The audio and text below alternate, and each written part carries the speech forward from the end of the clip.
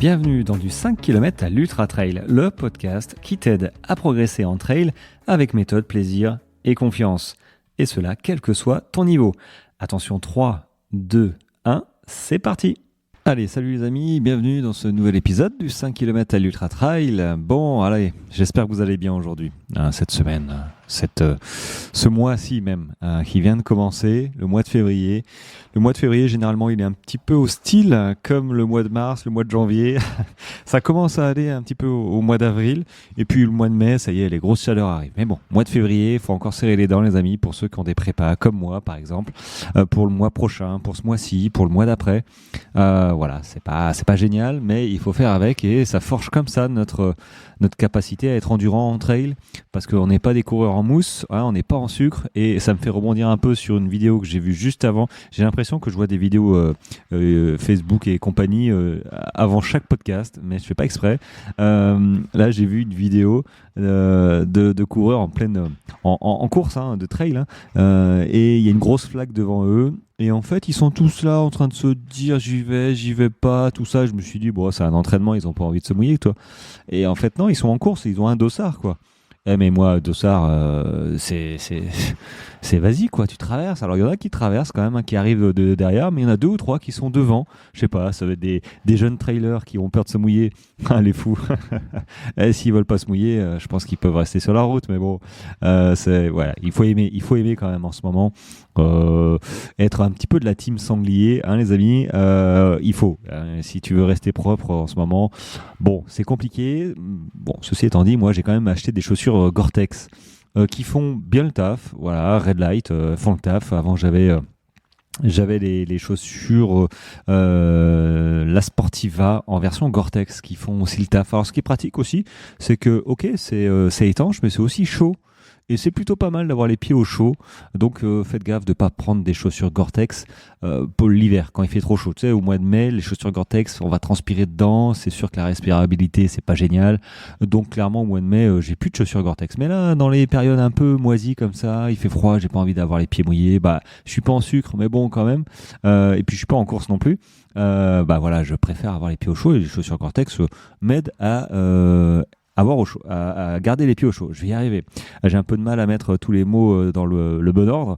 Alors de quoi j'ai envie de te parler aujourd'hui? Bah, écoute, j'ai envie de rebondir un petit peu par rapport au sujet précédent sur les kilomètres poubelles. J'espère que tu as bien compris le message, que tu es d'accord avec moi. Voilà. Après, tu as le droit de ne pas être d'accord avec moi, mais je pense que en toute logique, bon, ce que je dis paraît logique, hein. Évidemment, tu peux empiler les kilomètres s'ils sont pas opportuns dans ta préparation, ça ne sert à rien. Et du coup, bon, j'avais le sujet là, c'est le changement un petit peu de paradigme physiologique, entre de l'intensité à l'endurance. Surtout, par exemple, du passage, la transition entre à 25 km, 20-25 km, un peu nerveux, tu vois, vers on va dire un 80 km, 60-80 km, donc dans un contexte de préparation, de trail long, voire d'ultra. Hein. Le 80 km, on commence à taper l'ultra. S'il faut mettre un mot dessus. Bon, même si j'aime bien, moi, l'ultra, qu'on a inclus un peu une nuit, hein, mais on s'en fout, en fait. Hein. Moi, ça m'a jamais un petit peu... En fait, ça n'a jamais été ma recherche quand j'ai fait, par exemple, mes 70 km. Je me suis pas dit, oh zut, je suis à 10 km des courses qu'on appelle ultra, les 80 km. Jamais, tu vois, ça a été plus une expérience. Je poussais de 40 à 70 et j'étais super content. Et puis voilà, ça s'est fait comme ça. Puis après, j'ai tapé le 100. Mais jamais je me suis dit, chouette, je fais un ultra. Quand j'ai fait le 100, c'était plutôt, chouette, j'ai ces 3 chiffres sur ma montre. C'est cool, quoi. J'ai adoré. Et j'adore toujours autant. C'est un truc de dingue. En fait, c'est vrai que c'est un palier, le fait de franchir ces 100, que tu fasses un 160, un 200, un 300, quand tu franchis à chaque fois la barre des 100, ça reste un palier. Et c'est vrai qu'après, la barre des 200, par exemple, c'est finalement moins un palier pour moi. Je sais pas pourquoi. Mais c'est vrai que les 100, je les regarde, je les attends. Voilà, pas trop longtemps. Hein, mais quand j'arrive vers le 95e kilomètre, généralement, c'est vrai que je suis un petit peu dans l'attente et à la limite, je prends la photo du 1-0-0. Donc, voilà, c'est cool. Mais pour en revenir à nos moutons, c'est vrai qu'il y a quand même un changement de paradigme physiologique entre des courses comme ça, un peu nerveuses, 20 à 25 km, au truc un petit peu plus long, parce que ça change des priorités de l'entraînement. Hein, au début, sur les trails relativement courts, 15, 20, 25, ok, c'est l'intensité qui prime. On est d'accord, ta prépa doit se focaliser sur la gestion de l'intensité plutôt que, on va dire, l'endurance et la gestion de l'effort. Même si évidemment, il y a une gestion d'effort. Il faut pas faire n'importe quoi, sinon tu vas te claquer. Mais il faut impérativement, quand tu fais du 15, 20, 25, enfin impérativement, je m'entends, mais la priorité est plutôt mise sur la vitesse, l'explosivité, que forcément le foncier. Donc déjà, forcément, les entraînements seront un petit peu différents. En fait, plus tu veux faire du long, plus il faudra une structuration un peu spécifique du volume. Pour encaisser une distance comme un 60 ou un 80 km, bah, tu dois intégrer, oui, j'allais dire des protocoles, mais des façons de faire, des spécificités un petit peu différentes d'un trail plus court. Par exemple, pour rebondir sur le dernier épisode, le weekend shock. Bah, le weekend shock, tu vas pas en faire un si tu fais un 30 km. Pourquoi ? Parce qu'en fait, ça va engendrer trop de fatigue. Ceci étant dit, tu peux, mais t'as pas besoin d'endurance musculaire pendant des heures et des heures, des dizaines d'heures. Non, tu fais un 20, un 25, t'en as pourquoi 2, 3, 4 heures. Voilà, donc t'as pas besoin de ça. Maintenant, tu peux très bien te faire un week-end choc 2 fois 2 heures. Ça marche aussi. Et ça va pas te détruire non plus, mais maintenant évite de faire un 2 fois 4 heures ou 2 fois 5 heures si tu prépares un 20 km. Il n'y a pas réellement d'intérêt. Donc vraiment, le weekend shock, oui, ça devient un outil vraiment primordial à mon sens, central pour simuler la fatigue de course en accumulant du volume sur 2 jours ou 3 jours. Voilà. J'avais dit, c'est comme ça que je procède à minimum 4 semaines de ta course. Donc, de ta course à 4 semaines avant, tu fais rien, tu te cales pas un week-end choc à la 2e semaine avant ta course, toi.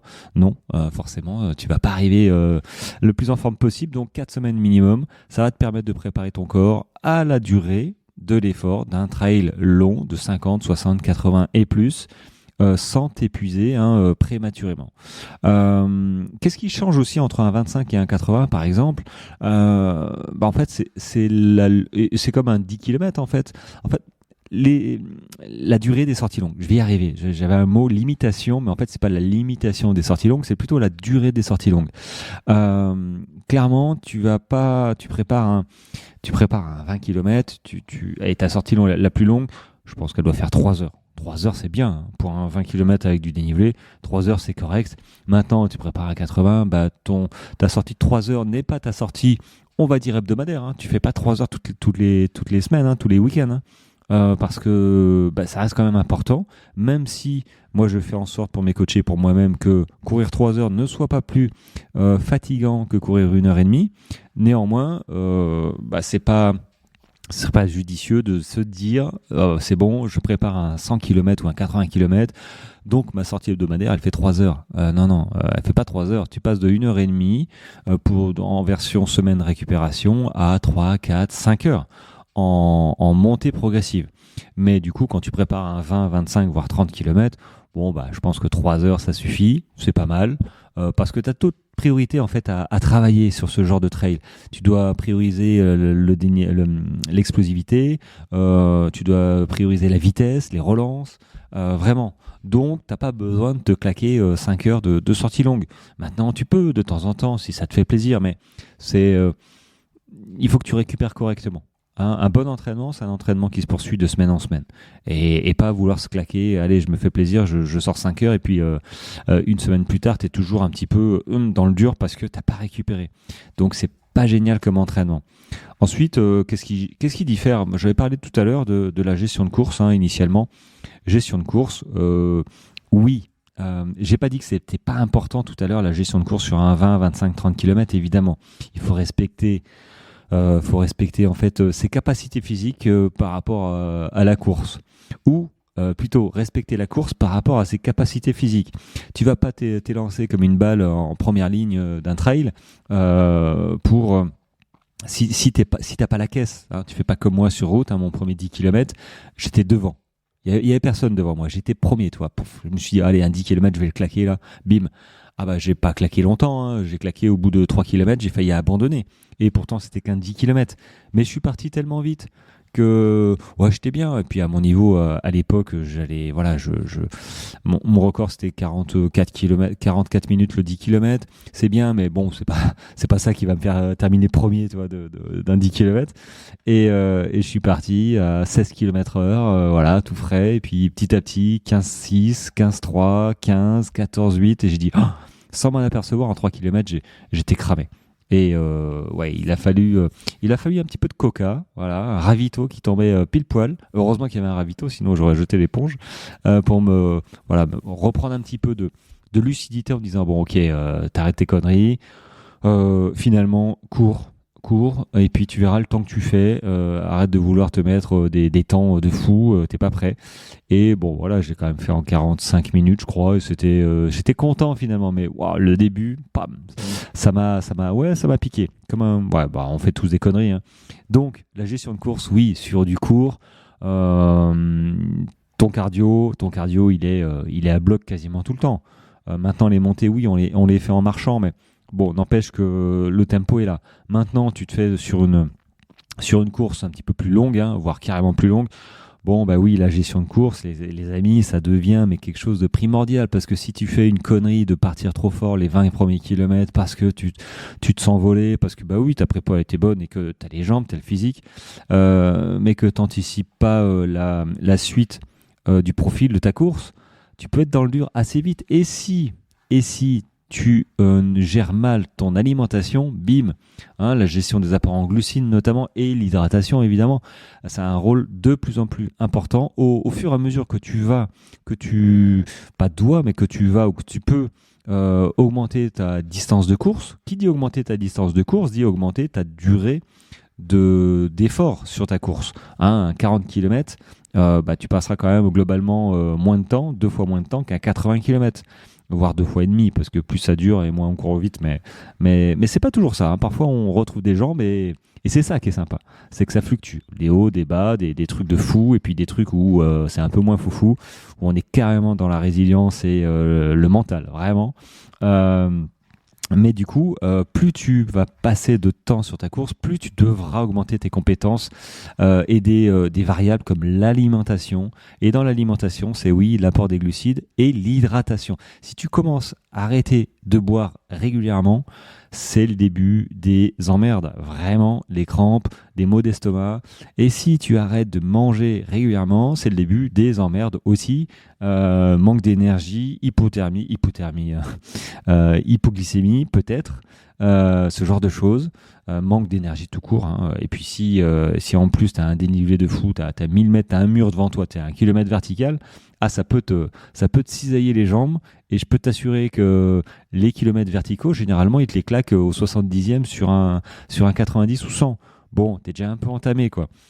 Donc, il te claque pas ça au bout de 3 km, hein, ce serait trop facile. Voilà. C'est vrai que moi, tous mes kilomètres verticaux, ils étaient en deuxième partie. Je sais pas pourquoi, mais bon, j'ai des souvenirs droit dans le pentu, dans un champ, hein. Il n'y a pas de chemin spécialement. Tu mets les mains au sol tellement c'est abrupt, hein, c'est brutal. Bon, le plaisir passe aussi par là, mais il est en pointillé quand même, hein. Donc voilà, l'alimentation, la gestion de course, c'est un facteur qui diffère réellement entre un 25 et un 80. Ensuite, bah, je pourrais parler de progressivité, je pourrais parler de prévention, durabilité, d'augmenter le risque de blessure quand on veut tripler une distance. Oui, évidemment, tu es plus sujet à te blesser sur un 80 km qu'un 30, et encore, plus j'y pense, et en fait, moi je suis d'accord avec ce que je viens de dire, parce que plus tu vas faire du long, plus tu vas commencer à arrêter de faire des conneries, parce que tu vas prendre de l'expérience. Tu auras déjà fait des blessures, tu auras déjà fait des surentraînements, tu auras déjà fait des tendinites, peut-être des trucs comme ça. Et tu sais combien c'est pesant psychologiquement, mentalement, d'être blessé parce que tu ne peux pas courir. C'est hyper frustrant et quand ça t'arrive près d'une course ou sur une course, aïe aïe aïe, clairement c'est vraiment le cauchemar et moi je mets tout en place pour éviter d'être dans cette situation-là. Donc en fait, plus tu vas être sur des distances longues avec des temps d'effort de plus en plus longs, plus tu vas faire attention à ça. Donc tu vas bien comprendre que l'endurance fondamentale sera ta meilleure amie. Tu vas bien comprendre que les sorties longues seront tes meilleurs amis aussi et que la prévention des blessures passe par du renforcement musculaire, passe par une économie de course peut-être, arrêter de tabasser tabasser les descentes avec le talon à tout prix, ce genre de choses. Donc, c'est vrai que la distance fait que tu as moins de chances de te blesser sur un 30 km qu'un 80, mais l'expérience fait que tu as moins de chances de te blesser sur un 80 qu'un 30 km. Ouais, ça me paraît logique. Le fait de me le dire là, comme ça, moi, ça me paraît logique. Je ne sais pas ce que tu en penses, mais faudrait voir une stat d'ailleurs sur les blessures. Est-ce qu'il y a plus de blessures sur des 80 en version prépa? C'est compliqué ça à savoir, hein. Parce que bon, les courses, ça reste des courses, mais toute la prépa, moi je vois des dossards, là il y en a, ça aussi, ça me fout les boules. Les gens ils prennent 3 dossards pour essayer d'avoir une course, ok, mais c'est le serpent qui se mord la queue et c'est un cercle, enfin c'est vicieux. Et du coup je vois tout plein de dossards en vente pour cause de blessures. Bon, je vais rien dire. Je suis en train d'aller sur un autre sujet, hein, épineux celui-là, mais je vais rester sur ce sujet-là. Et d'ailleurs, je vais le terminer. Hein, la transition entre un trail court et un trail long. Oui, finalement, quand tu t'engages sur un trail long, tu es moins sujet aux blessures parce que normalement, tu prends un petit peu d'ancienneté, tu as un petit peu d'expérience. Et d'ailleurs, juste avant de clôturer et de faire ce podcast, je suis tombé sur un compte Instagram. Le gars, encore un, ça m'énerve. Bon, je vais essayer de pas me. En fait, voilà, il y en a un qui s'est lancé un challenge de débutant. Sa plus grande distance à 25 km en trail, de claquer 110 km au mois d'octobre. Donc dans 9 mois. C'est cool. C'est cool, hein, ils parlent de Clem qui court, tout ça. Oui, ces gens-là sont hyper motivants, on pense que tout est facile. Pour eux, ils éclatent les stats. Pour moi, c'est du cinéma, quoi. Je dis pas qu'ils trichent.